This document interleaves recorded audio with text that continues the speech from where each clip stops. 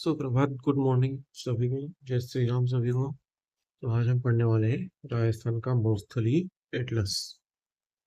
हमको पता है अपना राजस्थान है, यहाँ पे थार का मरुस्थल फैला हुआ है।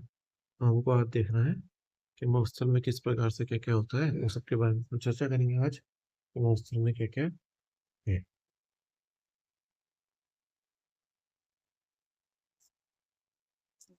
राजस्थान का मरुस्थलीय एटलस भूआकृति विज्ञान एवं बालुका स्तूपों की दृश्य मार्गदर्शिका। मूल रूप से क्या क्या पढ़ना है अपने को, बालुका स्तूपों के बारे में पढ़ना है। तो हम बात करते हैं थार के मरुस्थल की। थार का मरुस्थल राजस्थान में कौन सा मरुस्थल है? थार का मरुस्थल है। कुल क्षेत्रफल थार के मरुस्थल का कितना है? 1,75,000 वर्ग किलोमीटर। कितना है कुल क्षेत्रफल थार के मरुस्थल का? 1,75,000 किलोमीटर थार के मरुस्थल का कुल क्षेत्रफल है राजस्थान में। ये 640 किलोमीटर चौड़ा है और 300 किलोमीटर 640 किलोमीटर लंबा है और 300 किलोमीटर चौड़ा है। टोटल क्षेत्रफल है थार के मरुस्थल का 1,75,000 वर्ग किलोमीटर।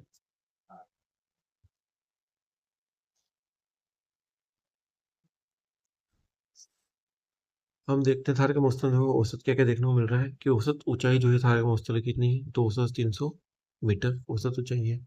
ढाल कितना है? नॉर्थ ईस्ट है, साउथ वेस्ट की तरफ ढाल है किसका? स्लोप किसकी है?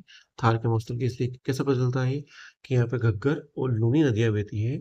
तो कौन सी दिशा में बहती है घग्गर लूनी नदियां? ये उत्तर से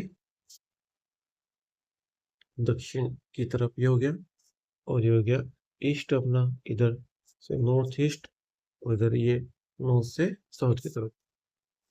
नॉर्थ ईस्ट से साउथ वेस्ट की तरफ क्या है? ढाल है। किसका है? थार के मरुस्थल का। निर्माण कब हुआ? हम बोलते हैं निर्माण हुआ टर्शरी काल या प्लीस्टोसीन काल।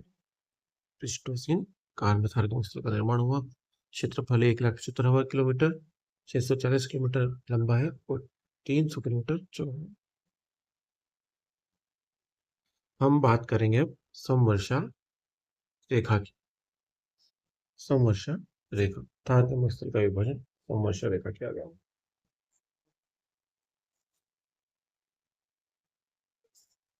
समवर्षा रेखा, अब समवर्षा रेखा कितनी है? 25 सेंटीमीटर समवर्षा रेखा। देखो, एक तरफ है शुष्क मौसम, ये क्या है?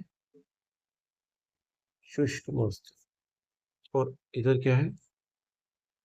अर्ध शुष्क मौसम। शुष्क मौसम बोलते हैं एरिड डिजर्ट। क्या बोलते हैं इसको? Arid desert. वर्षा कितनी होती है? 0 से 25 सेंटीमीटर। क्षेत्रफल कितना है? 1,00,000 किलोमीटर। तो बचा हुआ 75,000 इधर आ जाएगा। सेमी एरिड या अर्ध शुष्क मौसम, ऑल्सो नोन एज बांगर प्रदेश। क्या बोलते हैं इसको? बांगर। थार का जो महोत्सव है, जो अर्ध शुष्क इलाका है, जहाँ वर्षा 25 से 50 सेंटीमीटर होती है, जिसका क्षेत्रफल 75,000 वर्ग किलोमीटर है, उसको बांगर या सेमी एरिड डेजर्ट बोला जाता है। और ये 25 सेंटीमीटर समवर्षा रेखा क्या करती है? शुष्क और अर्ध शुष्क मौसम को विभाजित करती है।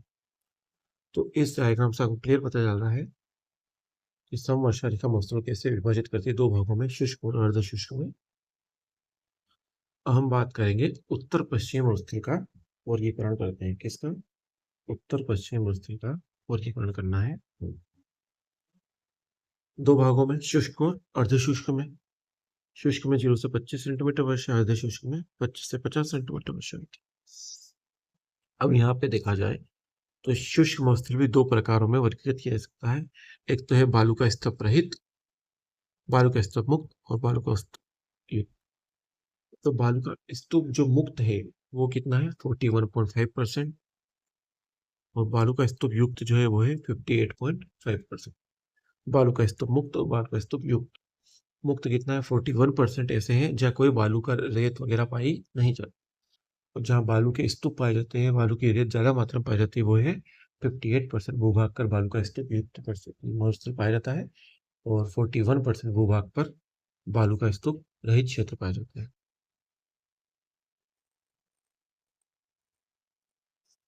इसके बाद आता है अर्धशुष्क मरुस्थल। अर्धशुष्क मरुस्थल में चार भाग है: गोडवाड़ प्रदेश, नागौर उच्च भूमि, शेखावटी का मैदान और घग्गर का मैदान। गोडवार, नागौर, शेखावटी और घग्गर का मैदान। इसके बारे में बाद में चर्चा करेंगे। आज हम पॉइंट ए के बारे में चर्चा करेंगे।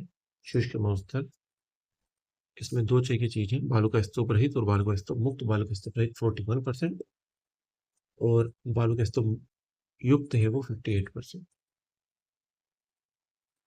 अब हम बात करेंगे बालू का स्तूप रहित ड्यून फ्री जोन।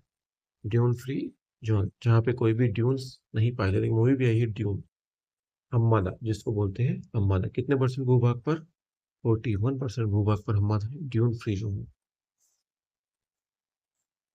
तो ये रहा ड्यून फ्री जोन 41.5%। देखो यहाँ ऐसा मंगल ग्रह जैसा।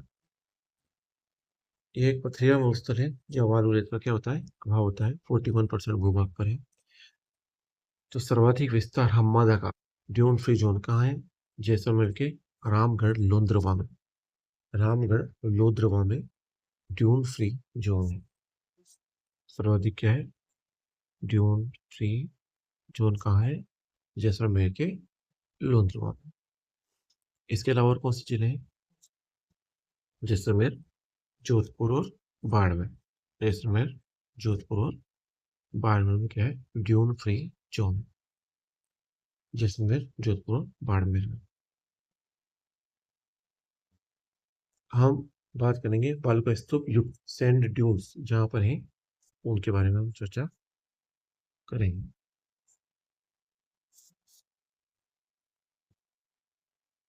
तो कैसे बनते हैं ये?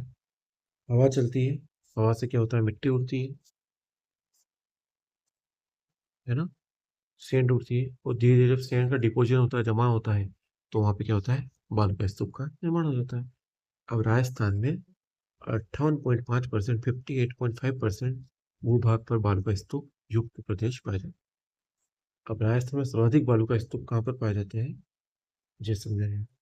और वहां भी क्या थे? हमारा भी सर्वाधिक कहाँ था? जैसलमेर के रामगढ़ लोंद्रवा में। और सर्वाधिक बालू का स्तूप भी कहाँ पाए जाते हैं? जैसलमेर में।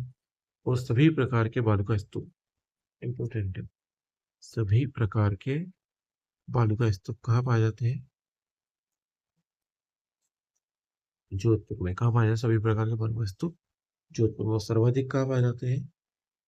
जैसलमेर में। सर्वाधिक कहाँ पाए जाते हैं? जैसलमेर।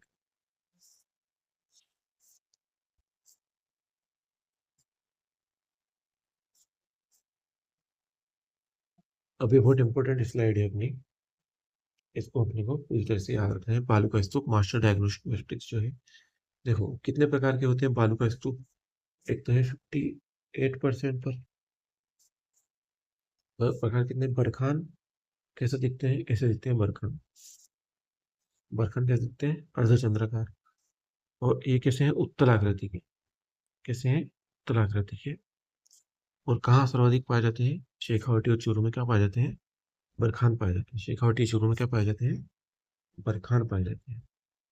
बरखान अर्धचंद्राकार, उत्तल प्रकार के। और कहाँ पाए जाते हैं? शेखावटी चूरू में पाए जाते हैं। पैराबोलिक कैसे होते हैं? हेयर पिन के आकार। ये हेयर पिन के आकार के पैराबोलिक। और ये कैसे होते हैं? अवतल प्रकृति के। कैसे होते हैं? अवतल प्रकृति के। और अवतल प्रकृति सर्वाधिक कहाँ पाई जाती है? संपूर्ण राजस्थान में सर्वाधिक पाई जाती है। लेकिन बरखान कहाँ? शेखावटी में, चूरू में। बहुत इंपॉर्टेंट है ना, याद रखना। शेखावटी चूरू में। अनुप्रस्थ, अनुप्रस्थ मतलब लहरदार बनेंगे। क्यों? क्योंकि समकोण पर बनेंगे हवा से। जैसे होते हैं लहरदार होते हैं। और ये पवन के साथ समकोण पर बनते हैं। और अनुप्रस्थ कहाँ है?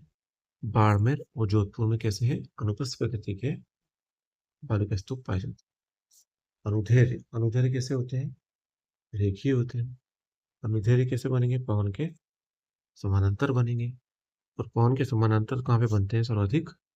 जैसलमेर में बनते हैं। अब सीप, सीप कैसे? जो अपना बरखान था, शेखावटी में पाया जाता चूरू में, उसका अगर एक भाग बढ़ जाए कोई सा भी, तो उसको बोलते हैं सीप। ये क्या है? बरखान का ही क्या है? परिवर्तित रूप है। ये भी कहाँ पाया जाता है? जैसे बरखान शेखावटी में पाया जाता है, शेखावटी बीकानेर और जैसलमेर में सर्वाधिक पाया जाता है।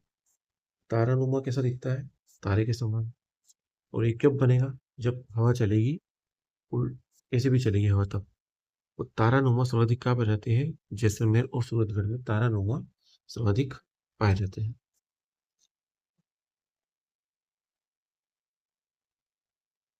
अब आते हैं सब्र कापिस। सब्र स्क्रब कापिस बोलते हैं इसको। कहाँ पे पाए जाते हैं? ये झाड़ियों के पास बनते हैं। और कैसे हैं? वनस्पति के आधारित। और वो शेखावटी, बीकानेर और जैसलमेर में कहाँ पाए जाते हैं? ये सब्र कापिस पाए जाते हैं। तो अपने को मेन में चीज याद है, बरखान कहाँ पाया जाता है? शेखावटी चूरू में कहाँ पाया जाता है? बरखान। शेखावटी और चूरू में कहाँ क्या पाए जाते हैं? बरखान। पैराबोलिक कहाँ पाए जाते हैं? संपूर्ण राजस्थान में पैराबोलिक पाए जाते हैं। अनुप्रस्थ बाड़मेर और जोधपुर के इलाके में अनुप्रस्थ और अनुदैर्ध्य कहाँ पाए जाते हैं? जैसलमेर में। बाड़मेर, जोधपुर अनुप्रस्थ और जैसलमेर में अनुदैर्ध्य। सीफ, शेखावटी, बीकानेर और जैसलमेर। सीफ कहाँ पाए जाते हैं? शेखावटी, बीकानेर और जैसलमेर में क्या पाए जाते हैं? शीफ। तारानुमा, जैसलमेर और सूरतगढ़ में क्या पाए जाते हैं? तारानुमा। जैसलमेर और सूरतगढ़ में तारानुमा। स्कप कापिस कहाँ पाए जाते हैं? शेखावटी, बीकानेर और जैसलमेर में क्या पाए जाते हैं? स्कप कापिस, बालू का स्तूप पाए जाते हैं। हम बरखान को पढ़ेंगे। बरखान क्या है? सर्वाधिक गतिशील। कैसा है ये? सर्वाधिक गतिशील बालू का स्तूप है बरखान। आकार कैसा होता है? अर्धचंद्राकार। आकार कैसा होता है इसका? अर्धचंद्राकार। बरखला भी पढ़ के आए। सर्वाधिक गतिशील है और मरुस्थली का विस्तार में सर्वाधिक योगदान में किसका है? इसका है। ये कैसा होता है? उत्तर। कैसा बनता है उत्तर? 10 से 20 मीटर ऊंचा होता है और 100 से 200 मीटर तक चौड़ा हो सकता है। 100 से 200 मीटर तक चौड़ा हो सकता है। 10 से 20 मीटर तक ऊंचा हो सकता है। सर्वाधिक गतिशील है। और शेखावटी और चूरू में इसका सर्वाधिक विस्तार है। किसका? बरखान का। तो इम्पोर्टेंट है, हमको इसका ध्यान रखना है। हम बात करते हैं पैराबोलिक, जो है विपरीत बरखान का उल्टा क्या है? पैराबोलिक। यह है पैराबोलिक, बरखान का उल्टा, पिन के समान। यह बरखान के विपरीत विपरीत दिशा में पहुंच चलने पर बनता है। यह बालू का स्तूप राजस्थान में सर्वाधिक पाया जाता है। तो सर्वाधिक कौन सा पाया जाता है? पैराबोलिक। और सर्वाधिक विस्तार कौन करता है? बरखान। और पैराबोलिक पूरे राजस्थान में ही पाया जाता है। सर्वाधिक पाया जाता है। हम बात करेंगे पवन का ज्यामितीय प्रभाव, समकोण और समानांतर। तो जब अनुप्रस्थ पवन चलती है तो क्या होती है? इसको काटते हुए निकलती है, इसलिए क्या बनेंगे? लहरदार बनेंगे। अनुप्रस्थ बालू का स्तूप लहरदार जो बनते हैं। कहाँ मिलते हैं सर्वाधिक? बाड़मेर और जोधपुर में अनुप्रस्थ लहरदार। और जो अपना बरखान होता है वो एक ही दिशा में विस्तारित हो जाता है, सीप बोलते हैं। तो क्या बोलते हैं? सीफ। मोर्फोलॉजिकल शिफ्ट बरखान की भुजा का एक क्या हो जाता है? विस्तार हो जाता है, अनुधेरे पवन जब चलती है तो इसको बोलते हैं सीफ। जब चमान पवन की दिशा में समानांतर होता है। तो एक सीफ जो है वो तो कहाँ पाए जाएंगे? अनुधैर्य की श्रेणी में रखे जाएंगे। लेकिन जो अनुधैर्य है ये कहाँ पाए जाते हैं? जैसलमेर में। अनुधैर्य कहाँ पाए जाते हैं? जैसलमेर में। और सीफ कहाँ पाए जाते हैं? शेखावटी, बीकानेर और जैसलमेर में। जैसलमेर में तो पाए जाएंगे सही। इसके बाद शेखावटी और बीकानेर में क्या पाए जाएंगे? अनुधैर्य बालू का स्तूप पाए जाएंगे। बहुत इंपॉर्टेंट है, आपको क्लियर डायग्राम समझ में आ रहा है।